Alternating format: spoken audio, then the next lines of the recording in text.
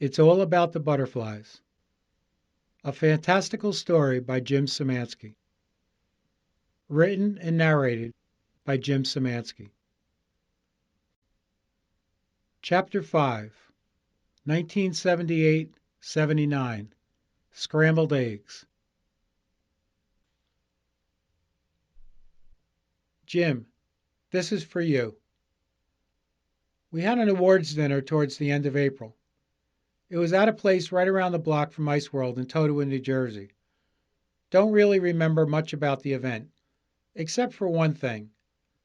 Richie T was a gawky kid who couldn't skate that well, but he had a big heart.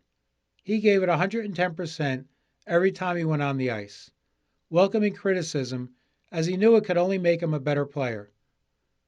That's how he earned a spot on the team. Everybody liked him, and he liked everybody. After all the formalities, he called me off to the side and told me he had something for me. A couple other boys followed behind. He presented me with a bottle of Jack Daniels as a way of saying thank you for all the things I had done for him that season. Not sure where he got the idea of bourbon. I'm not a big bourbon guy, but you never turn down a gift, especially not if it's Jack. I was floored, didn't know what to say, so I just said, thank you. A thoughtful gift from an appreciative player. With the frustration I was experiencing over your dad, my emotional battery was close to empty. Richie charged it to maximum that night. Believe it was 1983 when someone gave me the news that Richie had died. As it was described to me, he was at a dorm party at Montclair State College, and the kids were horsing around. He got flipped over and landed on his neck. A bit drunk, after a while Richie said he didn't feel all that well and lay down on a couch. He never woke up. He had ruptured a blood vessel and died of a brain hemorrhage. He was 19, maybe 20, years old. The bottle of Jack Daniels he had given me in 1979, pictured above, was still on the shelf in my bedroom, unopened, right next to my world's greatest boss trophy, treasured possessions. The next Devils game at the Meadowlands, I asked my friends to gather at my van after the game to toast to Richie T. I know Jim Egan and Dave Gritschke were there, two longtime hockey friends you'll meet in the next chapter. Plus, whomever was the lucky guy to get the fourth ticket that night. I brought shot glasses and Richie's bottle in the back of my gray van.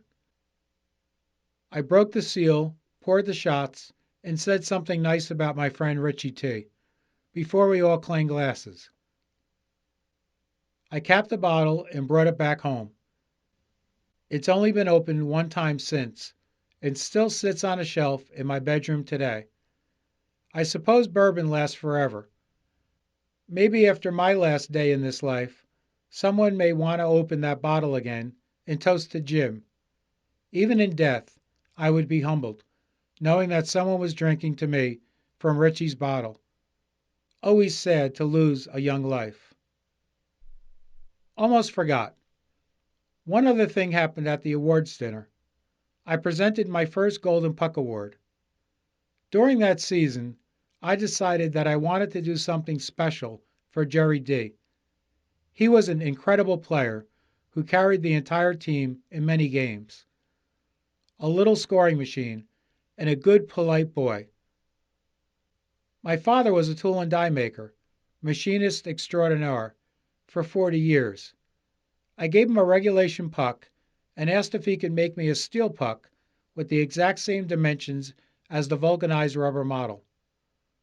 A couple of weeks later, he brought home 2 steel pucks with the perfect serrations on the edge, just like a rubber puck, with a hole tapped along the edge for mounting.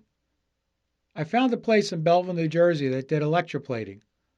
They were able to dip the puck, first in zinc, which they said would prevent the steel from rusting, followed by 14-karat gold. It cost $70 per puck for the process. Another trip to Little Falls Trophy on Route 46 East in Little Falls, New Jersey, and I had an award. The inscription is simple. If you think you can, you can. I wish I can take credit for that line, but it looks like John Burroughs gets the honors, or at least his is closest. We are all capable of achieving great things if we are willing to put in the hard work to achieve them. Each award came packed in a handmade, velvet-lined display crate. I tossed a photo of Jerry's golden puck, along with all my other memorabilia, when I moved out of the family home in 2010. But Mike Bateau, the fourth and final Golden Puck recipient in 1983, was kind enough to forward photos to me. Of course, he still has his, as I'm sure Jerry does as well.